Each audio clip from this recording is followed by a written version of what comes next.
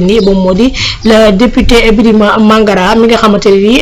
ab scandale bu 10 millions la ñuy daal di wax ci mbiram moom mi nga xamante ne ni ci mbirum dépôt à terme la ñuy daal di wax loolee nga xamante ne ni boobaak léegi ñu ngi ci tudd ki nga xamante ni moom moo di Amadou Ba yooyu jëm ci ay compte jëm ci situation finance publique 2019 ak 2024 tey bu ñu xëy daal di ci dégg turam moom mi nga xamante ni moom moo di Birima Mangara nekk ancien ministre délégué comme ni ñu ko waxee moom nag mbir ma ba mu daal di amee moom la mu ca daal di yëkkati ay kàddu moom Birima Rawat nee na moom dafa daal di fiyewu ci li nga xamante ni moom la rapport Cour des comptes daal di génnee mu nekk loo xamante ni lu clair la ak limpide donc moom jamono ji ñuy daal di wax yooyee nekk na loo xamante ni moom takkewu ci laalewu ci loolu la communication ba daal di génnee ci li nga xamante ni moom la ñuy wax 10 milliards yi nga xamante ni ñu ngi koy wax ci mbirum dépôt à terme yi nga xam ne comme ni ma ko waxee boobaak léegi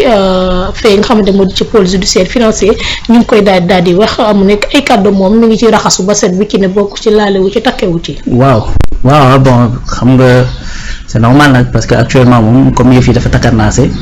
te lu jëm ci wàllu deniers publics yi tout le monde sait aujourd'hui que Sénégalais yi moom dañ ci maye lu toll ni tarfatal ay ni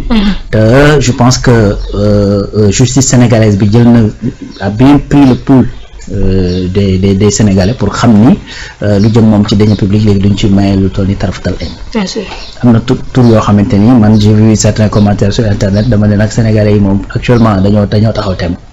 waaw diw moom dama ko bëgg lool waaye bu dee li ñuy wax mooy tax na justice def yoon saa foofu la Sénégalais yi toll voilà c'est normal nag bu fekkee ni dañ la tuumal nga layal sa bopp c'est normal parce que en réalité li ñu koy waxee l'aveu est la mère des preuves donc buñ la dañ lay topp dara boo nee maa ko def rek moom mënatoo ci dara voilà li ñuy def mooy jàpp la tëj léegi nag boo gisee ni porox ndool mi ngi ci wala nga jàpp ne sax réellement que ni yow kii woo loolu grave mais ce qui s'est passé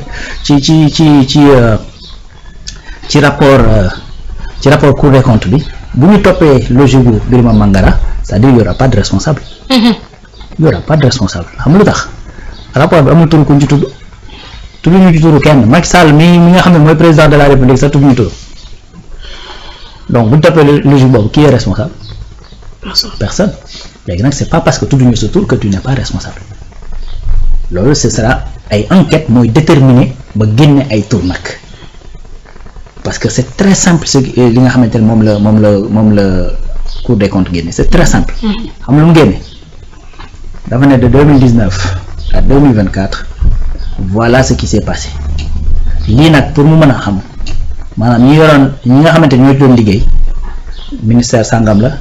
direction sangam la voilà donc institution sangam la trésor ak yu demee noonu waaw période boobu xanaa ay jinne newuñu xool tamit waaw du ay robot c'est ça du ay robot ñoo fa doon liggéey c'est pas des machines et cetera mais c'est des gens yu fa nekkoon di fa liggéey donc quand on dit que ni tey de 2019 à 2024 li fi xew ministère effectivement des finances am na ci responsabilité enquête bu jógee nag day dem xooli ministère des finances moment boobu ku fa nekkoon. Bien sûr. Il y a une lettre boo xamante ni dañ ko adressé effectivement à une banque et dans la lettre dafay am en tête dafay am numéro et dans la numérotation dafay am effectivement les différents services yi nga xamante ni ñoom ñoo fa la ki bind lettre bi rattaché wu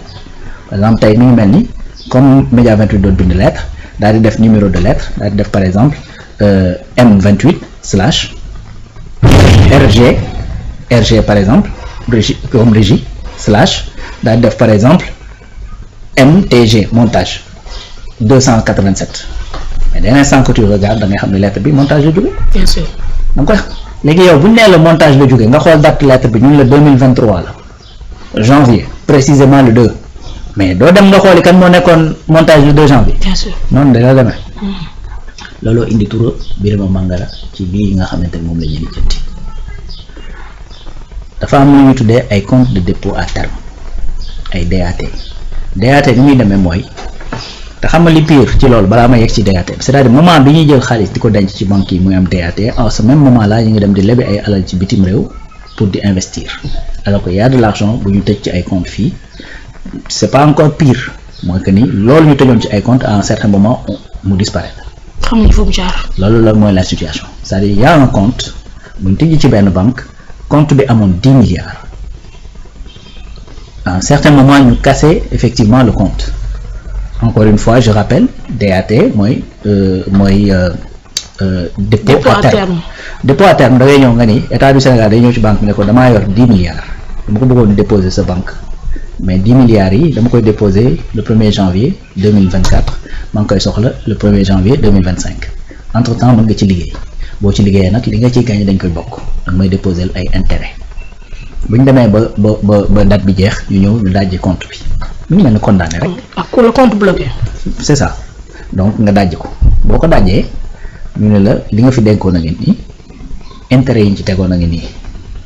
sauf que comme xaalisu état la compte bi boo ko débloqué li nga war a def mooy jël alal ji yóbbu trésor parce que alalu état jàppal ni lépp lu war a dugg ci keesu état daa war a dem trésor maintenant ce qui s'est passé sur ces 10 milliards dañoo gis ne bi ñu toppee alal ji gis nañ 500 millions sur les 10 milliards yoo xam ne dem na trésor 500 millions mais les 9 milliards 500 xamuñu fan la jaar. mieux intérêt yi nga xamante ne moom lañ ne dafa war a tegu ci 10 milliards yooyu bi ñu laajee intérêt yi xamuñu fan la jaar. Voilà la question qui s'est posée ñu ne nag lii lan la mën a demee nii kan moo demandé à ce que ñu casser compte bi kan moo demandé et cetera ñu ne voilà la lettre bi nga xamante ne moom moo demandé bi ñu gisee lettre bi ñu topp ñu ne service sangam la lettre bi génnee mais service boobu xanaa danañ laaj ku fi nekkoon ci période boobu. Bien sûr. C'est ça la situation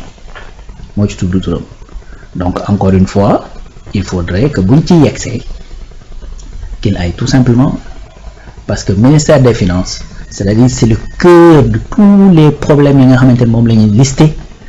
dans le rapport de la Cour des comptes concernant les finances publiques ministère des finances mooy le cœur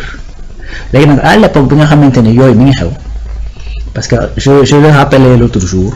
Amadou Ba était le ministre des finances de l'économie ministère des finances de l'économie du budget et je pense du plan je pense que ministère boobu la yoroon maintenant bi ngi ko nekk en 2013 ba 2019 en 2014 comme c'est un ministère qui est assez grand parce que bu ñu la boolelee économie finance budget ak plan loolu dafa rëy c'est un très gros ministère loolu parce que économie aujourd'hui boo xoolee nii actuellement on a un ministère des finances et du budget et on a un ministère de l'économie dafa séparé parce que Cheikh Diba mooy yor finance mais Abdourahmane Sarr mooy yor économie donc dañ ko séparé léegi nag y avait ce ministère pour alléger effectivement le travail de Amadou Ba mais ñu adjoindre ko un ministre délégué chargé du budget suma jumul Birima Mangara c'était le ministre délégué chargé du budget et du plan suma jumul donc noonu la demee léegi nag tey bi ñu xoolee lettres yi effectivement il y a eu des traçabilités qui montrent que ni à un certain moment ils ont demandé à sortir ces 10 milliards c'est tout donc Birima effectivement il a le droit contester mais non taxewuma ci laalewuma ci mais en tout cas la logique bi nga xamante ne moom lay défendre bu ñu ko toppee c'est-à-dire il y aura aucun responsable dans ce qui s'est passé effectivement de 2019 à 2014 sur les finances publiques aucun parce que il y a aucun nom qui a été cité mais il y a des faits qui peuvent revêtir un caractère délictuel ou criminel et ces faits-là il faut que ñu relever leen bu ñu leen relever topp faits yi pour mën a identifier les responsables qui a fait ces faits donc pour la donc qui a fait ces faits donc qui est le responsable de ce qui s'est passé c'est tout donc c'est des faits qui sont en train d'être poursuivis ce ne sont pas des personnes d'ailleurs loolu tax sax boo xoolee la loi d'amnistie par exemple day ay faits lay amnistier amnistier des personnes boo xoolee tey bu ñu nee la par exemple dañ la gracier c'est la personne qu'on gracie et pas les faits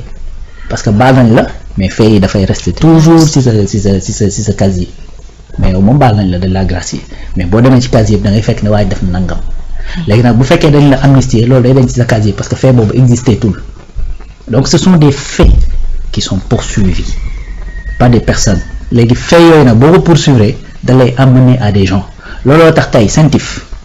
maanaam CENTIF buñ koy saisir duñ ko saisir parce que da ngaa tudd Rouba wala duñ ko saisir parce que da ngaa tudd Rawane dañ koy saisir parce que dañoo gis montant dañoo gis benn flux un fait qui s'est passé léegi bu ñu gisee fait bi dañ naan fait bii de kan moo ko def ñu ne diw loolu mooy indi sa tur mais sa tur du ko jiitu c'est-à-dire buñ ne nañ dem xooli li Farba wala li Waali wala li Rawaan di def ci compte am déedéet dañuy gis ci compte bi lu suspect ba pare Donc là, c'est juste pour dire que ce sont des faits qui sont poursuivis et ce sont ces faits-là qui vont mener à des auteurs, à des complices, à des co-auteurs, etc. qui t'amènent. Donc même si nous bindul ben tour ci rapport Cour des comptes bi, la responsabilité des personnes qui ont nekkoon ci service yooyu bi loolu di am, effectivement c'est des responsabilités à établir xool ndax ñoom ñoo ko def wala defuñu ko et jusqu'à quel niveau lañ ci taxee. Bien sûr. Voilà. Assemblée nationale kon xam naa li ñu war a mën a waajal bu dee demande dañ lever immunité parlementaire bu Birima Mangara. Oui. Donc bu fekkee ni ci nañ ko après dañ koy demander bien évidemment. Je pense que sur ce fait-là également parce que c'est un ministre également, il faudrait que haute cour de justice mise en accusation et tout ce tralala, mais bon yegguñ ci yooyu. Aujourd'hui c'est une demande adressée au ministère de la justice. Le ministère de la justice jël ko jox ko procureur jël dossier bi jox ko DIC et DIC est en train d'enquêter pour identifier les faits qui sont susceptibles d'avoir une caractérisation délictuelle ou criminelle. Une fois que nous avons fait effectivement tout ce qui définit un fait criminel ou délictuel, suñ ko établir ba tek nak ñu né li nak kan mo nek le responsable ñu commencé wër gaay nga xamanteni ñoo ci nek. Maintenant nak qui de plus indiqué que bu féké dañoo gis loubal bir ministère des finances que ñu wo ministre ya nga xamanteni ñom lañ dénkon lolu saytu également ñom lan lañ ci yëgoon ak luñ ci xam ak luñ ci def ak luñ ci taxé etc. Parce qu'il n'est pas le seul bi ñi tudd ci lolu. Également Amadou Ba ci cadre bobu lañ ko tudd. Bien sûr. Parce que bo xolé limay wax ni c'est des comptes qui ont été ouverts effectivement avant 2019. Certains peuvent poser la question pourquoi rapport bi nek 2019-2024 et que Amadou Ba n'était plus ministre à cette époque, Birima également, donc pourquoi c'est tout de fait? C'est parce que les comptes en question ont été ouverts, le compte qui est précisé donc rapport bi précisé c'est des comptes qui ont été ouverts en 2014. Donc en 2014 c'était quand Birima venait d'arriver, parce qu'il est arrivé en 2014 en tant que ministre délégué. Et Amadou Ba était ministre des Finances à partir de 2013. Ouais. Oui, non. Donc il faut ñu daal di situer seen responsabilité comme ni ñu ko waxee acca ba tey dañuy daal di avancer daal di jëlaat beneen sujet boo xamante ne ni tey dañoo daal di xëy gis ko moom interview bi nga xamante ne jox na ko sunu naataangoo yi nekk ci l'Observateur moom mi nga xamante ni moom moo di Mansour Faye nekkoon fi goro national di nijaay ci ki nga xamante ni moom moo di Amadou Sall yëkkati na ay kàddu di défendre ki nga xamante ni moom moo di jarbaatam nee na mbir mi yëpp acharnement la boo xamante ni soxlawuñ ko moom mais Macky Sall la ñu daal di soxla moo tax ñuy def yi yëpp ñuy daal di def moom rek moom mooy cëslaay bi jubluwaay bi moom Macky Sall la moom Amadou Ba loolu la xëy daal di wax ñu sunu naataangoo yi nekk ci l'Observateur ñu jàppal tànk jarbaatam bu baax a baax. Waaw effectivement bon normal xam nga jarbaat ak nijaay moom lu jarbaat la relation bu kii la mooy yaay. waaw mi ngi noonu donc relation bu particulière la man su ma ko xoolee ak samay nijaay rek wax dëgg yàlla. Mais il y a une relation particulière, d'autant plus que ce nijaay boo xamante ni